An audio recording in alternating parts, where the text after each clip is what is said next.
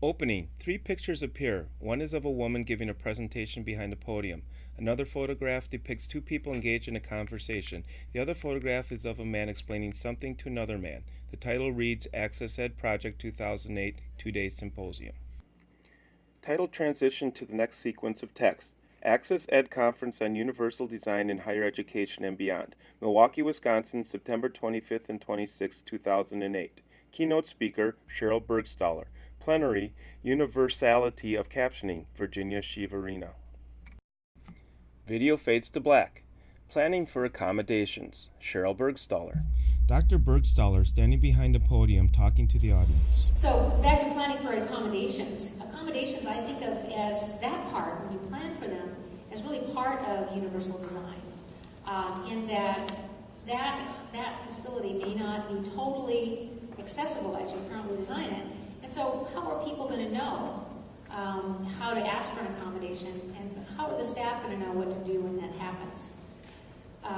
Develop a system to address the accommodation request by individuals for whom the space design does not automatically provide access. And in publications, tell individuals how to request accommodations, or on a sign in a facility, or whatever. But think about people using the facility. How would they let someone know if they need a sign language interpreter, for instance?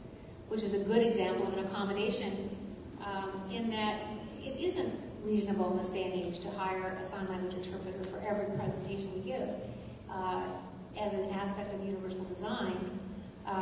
So we use it as an accommodation in most cases. I used to run the UW Computer Fair in Seattle, and we had a lot of presentations, and we put a notice in our brochure: if you need an accommodation, contact, whatever.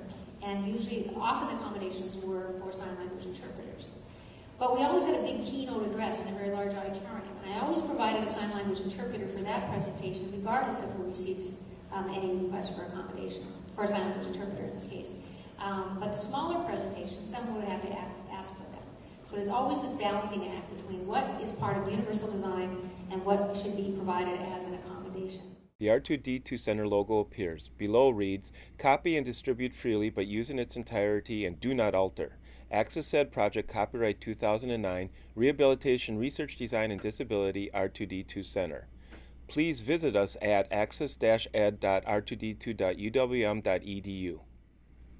The Access Ed project is supported in part by the U.S. Department of Education's Office of Post-Secondary Education, PR Award number P33A050090.